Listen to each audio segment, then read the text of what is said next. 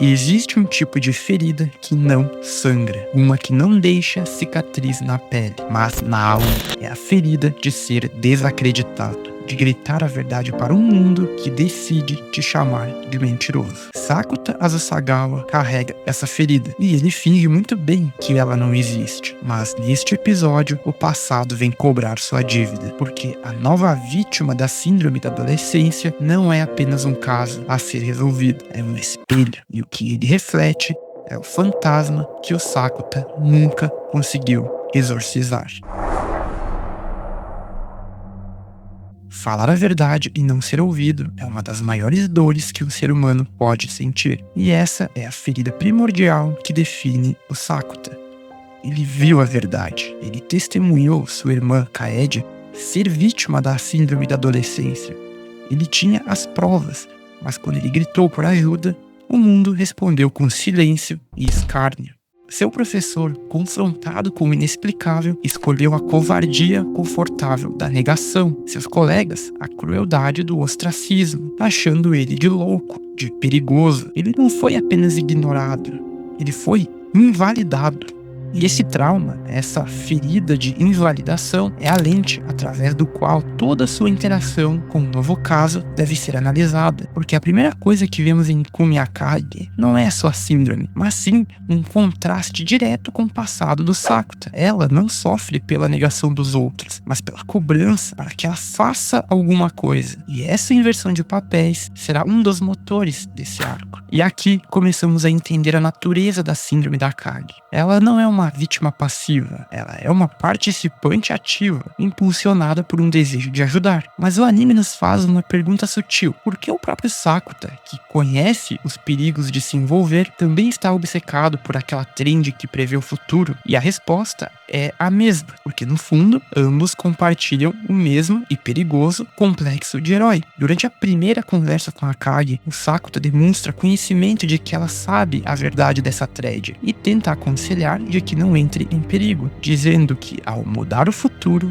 algo pior pode acontecer no lugar. E é nesse momento que o Sakuta revela uma tremenda hipocrisia. Ele, o homem que rasgou a própria realidade para salvar a Mai, que desafiou o tempo pela Shoko, agora prega cautela. Ele adverte a Akagi sobre os perigos de mudar o futuro, um conselho que ele mesmo ignora repetidamente. Mas isso não é apenas hipocrisia, é a voz da experiência. É a projeção de suas próprias cicatrizes, a tentativa de impedir que a outra pessoa cometa os mesmos erros dolorosos que ele cometeu. E essa dinâmica complexa, onde o herói ferido tenta guiar a nova heroína, estabelece o palco para o verdadeiro conflito desse arco. E como é padrão no complexo tabuleiro de Bunny Girl, o episódio começa a plantar as sementes para mistérios futuros. A interação com a Himeji é um exemplo perfeito. Um encontro aparentemente trivial, um choque de cabeças acidental, que revela uma anomalia física. A cabeça dela é dura demais. Em qualquer outro anime, seria apenas uma piada. Mas aqui, a Sala Branca anota isso como uma evidência futura. A prova viva da hipocrisia do Sakuta espera ele em casa. A cena de quase todas as garotas que ele já ajudou reunidas em uma sala não é apenas um momento de fanservice, é um lembrete visual poderoso. Cada uma delas é um troféu de uma batalha onde ele ignorou os próprios conselhos que agora dá a Akagi. O impacto de suas ações ecoam por toda parte. Até a Koga, que está ausente, facilita a sua vida. Então, o eco mais forte de todas, uma carta da Shoko, algo que ela prometeu que faria. Cada um desses detalhes serve para reforçar a mesma verdade. O Sakuta é um herói que se construiu sob o risco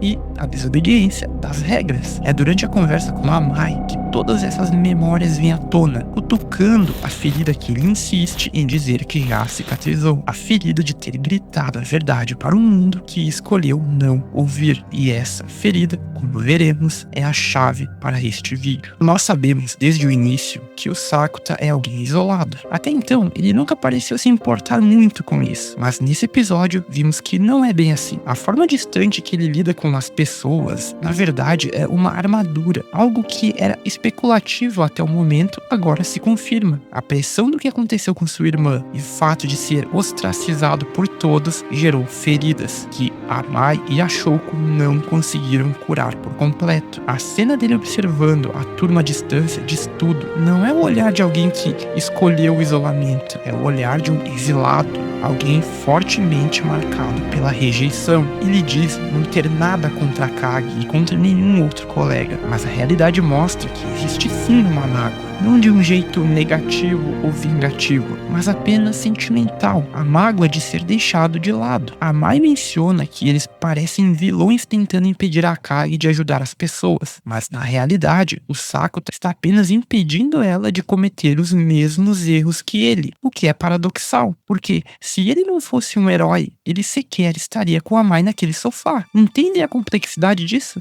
O Sakuta está bancando o herói para que a Kage pare de bancar o herói. E ele só faz isso bancando o herói, porque sabe que vê as coisas de um jeito que os outros não conseguem. E por gostar de ajudar. E isso não é nada mais nem nada menos do que o que os heróis fazem, nos levando à conversa final entre os dois que une tudo isso. Vemos que a Kage machucou o braço tentando ajudar alguém, deixando claro que ela não seguiu os conselhos do Sakuta. Durante a conversa, ela lembra sobre uma redação que eles escreveram na formatura do fundamental. O Sakuta escreveu que desejava ter uma vida cheia de bondade, e essa única frase tem um peso incalculável nessa obra. Além de qualquer coisa, a bondade é algo que cerca a vida do Sakuta. Se você observar essa história com cuidado, é normal acreditar que foi a Shouko quem deu esses valores sobre bondade para o Sakuta. Mas aqui descobrimos que a bondade é intrínseca a ele. Bondade é a vontade de fazer o bem sem esperar por qualquer benefício. E é isso que ele faz enquanto lida com essas feridas. Na verdade, é através da bondade que ele lida com suas feridas. Essa frase explica exatamente quem o Sakuta é. Uma pessoa bondosa que teve de lidar com sofrimentos e utilizou da bondade para vencer cada obstáculo. E como resultado, cultivou muitas pessoas boas em sua vida. Esse é o nosso protagonista, o Sakuta. Esse contraste entre alguém que é herói para cultivar bondade e alguém que ajuda por uma síndrome é a chave desse arco. E bem quando pensamos que o caso da Akagi estava bizarro, a narrativa nos deixa com uma última e enigmática imagem. Algo querendo emergir de suas costas? Seriam asas? A manifestação física de seu complexo de anjo salvador? Ainda é cedo para conclusões, mas a simbologia é poderosa. A Akagi, que buscou ser uma heroína para os outros, talvez esteja se tornando literalmente em algo que não pertence a este mundo, assim como a forma como ela tenta ajudar a todos. A verdadeira natureza da sua síndrome e o significado dessas asas é uma investigação para o nosso próximo vídeo. Se você gostou dessa análise e quer desvendar esse mistério conosco, deixe seu like para fortalecer o trabalho da Sala Branca, se inscreve para não perder a continuação e me diga nos comentários qual a sua teoria sobre o que está acontecendo com a Akagi. E fui!